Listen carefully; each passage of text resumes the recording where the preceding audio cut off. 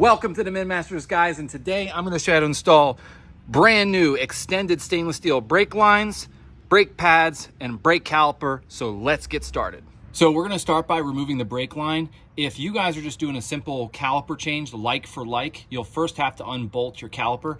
I'm swapping to a different style of caliper because this front end during the four-wheel drive swap is different. So real quick, there we go. And one housekeeping note, you're gonna wanna have a pan here because as soon as you undo this, it's gonna trickle out just like it is. So we wanna remove this brake line, and on the back side is this retaining clip, which for reference, looks like that. So we just wanna pull it to the side. So I'm gonna take a screwdriver and using the brake line, I'm gonna pry against it. I've already worked at this one a little bit, so it's a little more loose than yours will be. So there it is, it's off. And then you'll see that it comes through. So next you want to put your 3/8 flare nut wrench on that nut back there. I'm going to come in here with a 5/8 wrench and we are going to undo these. Oh, they're very stuck. Oh. All right, so we're back. As you can see, it took quite a bit of force to actually break these apart. And now it's just your standard untightening game, which I must say is getting easier by the quarter turn. Now I can do it by hand. There we go. One thing to note before we start this next step is the depth of the new braided stainless steel brake line is actually deeper than the stock one. So just keep in mind, you'll just have to thread it further in. So just in case you feel like you've gone too far because you're so used to it being more shallow, just remember that. And also with that in mind, probably a good idea to go here and clean those threads up that are further back so everything screws on properly. All right, coming in with our new brake line here. Just spin it on, nice and easy. Whatever you do, don't force these. So we're gonna come in here with a wrench and do the final tightening, 18 millimeter. So unlike the stock brake line that utilized this clip on the outside, this one only has one groove in it. So we're only gonna have the clip on the inside. So we just push it back in and then we put it into the groove. Well guys, I hope you truly appreciate the lengths that I go to make these things work for you guys. So you'll notice that this is all ground away, and that's because when I screwed this thing together and put it there, around the back side, I couldn't get that retainer clip on because the metal was so thick that groove didn't go to the other side to allow me to put that clip on. So using my grinder setup right here, I was able to ground the steel down enough so that I could have this thing penetrate all the way through and get that clip on.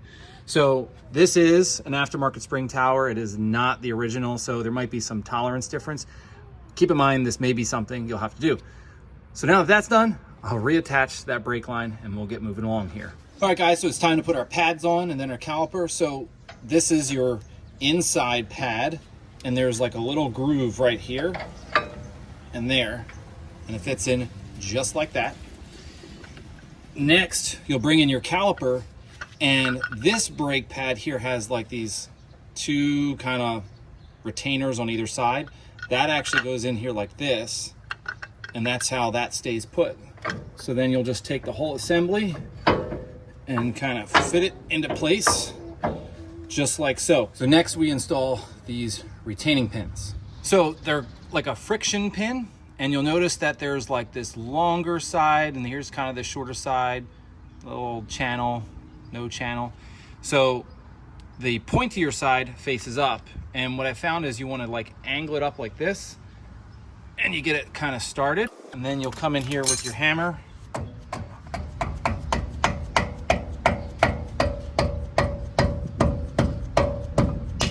So you probably heard like a metallic ching, and that's because that other end of the retainer pin made it to the other side and clicked, and it's on the other side.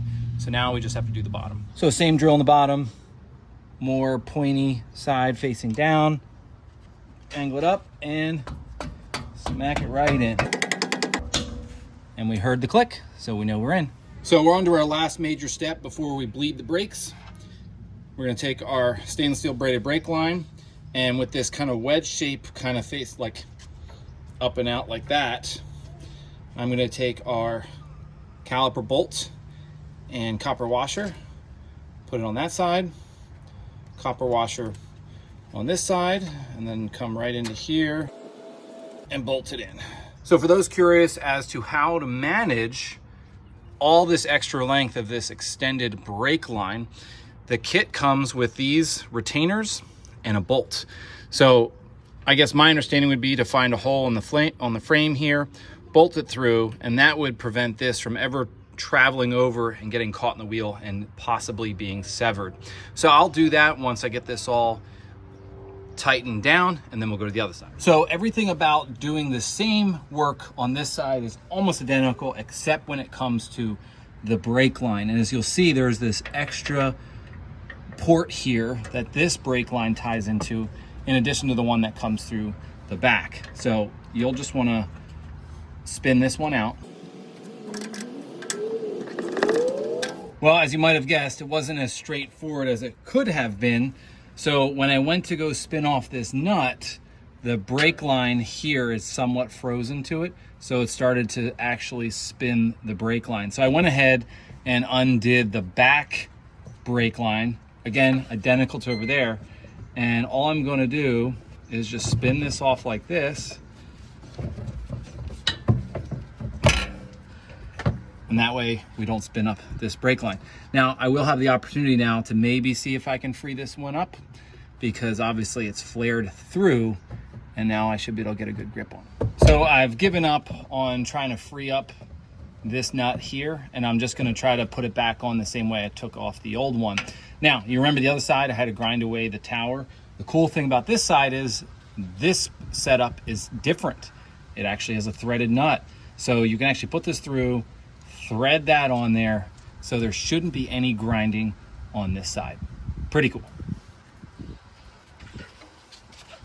All right, so we're gonna come to the back side here. I pushed the brake line through there to give my fingers some room, and we're gonna put this nut here on the back. I'm doing it blind, so that's why there'll be a bit of a struggle here. All right, just have to tighten it. So that's it, guys. Everything's all tightened up and in place, nice and solid. Everything from here on out is identical to the other side. So I won't show you that, and we'll get right to bleeding the brakes. Real quick, guys, if you like my channel and you want to support it, I am selling t-shirts, front and back, 4 kinds of stickers, more in the future. If you want some for yourself, check out the link in the video description below, and let's get back to the video. All right, guys, so it's time to bleed the brakes. So whenever you bleed the brakes on your truck or really any vehicle, you want to start the furthest possible brake system from the master cylinder, which is in your engine bay. So I'm starting here at the passenger side rear, then I'll go to the driver's side rear, then I'll go to the passenger side front, and then I'll finish at the driver's side front. And so basically what you're gonna do is you're gonna go back here, you're gonna hook some type of plastic tubing onto your bleeder like I have. This is a special setup from a power brake bleeder, so you won't necessarily have this little black piece. Also, your bleeder probably all rusty and nasty, so good time to put a new one in. So I'll put that guy back on there. So then you want this draining into something clear, like I have, and you're ready to go.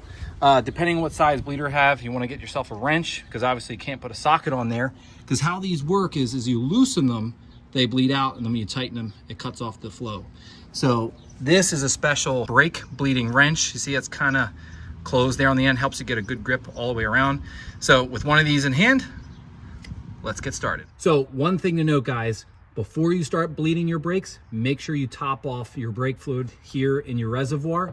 And then every time you go through a bleeding exercise, so pump, pump, pump, and then you shut off the bleeder, go back, check the level, add more if needed, because you can run this dry and then you got to start all over again.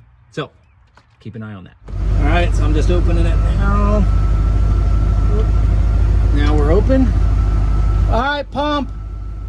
And you see the bubble there? A couple more bubbles. It's just straight fluid right now. Oh, there's some more bubbles. More bubbles. Okay. All right. So real quick, guys, you'll notice there was quite a few bubbles coming out of this. One, I changed the brake bleeder, and two, I put a new master cylinder on here. So I'm trying to get all the air bubbles back through.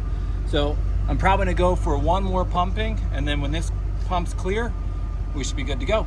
So there you have it, guys. Bleeding brakes is that simple, okay? Now, one thing you've noticed is that I only filmed the passenger side rear drum brake, and the only reason for that is because it's literally the same process for the front calipers and of course for the other drum brake. It's the same bleeder, it's just a different position. So the most important thing now is for the person here in the cab who is pumping the brakes. So this person is obviously in here pumping away at the brake pedal, and it should be going right to the floor because you're just forcing fluid right to the brake lines and out through your little hose. When the person closes off the bleeder, that push on the pedal should be nice and firm. If it isn't, and it takes a couple of pumps to get it firm, that tells you there's still air in the lines and you need to repeat the bleeding process. Now, again, you get a firm brake pedal that first time, you switch and you go to the next brake system until it's firm, just like that, all the way around. So that's it, guys. I'm gonna take this truck for a test drive, make sure everything's good, and I'll see ya.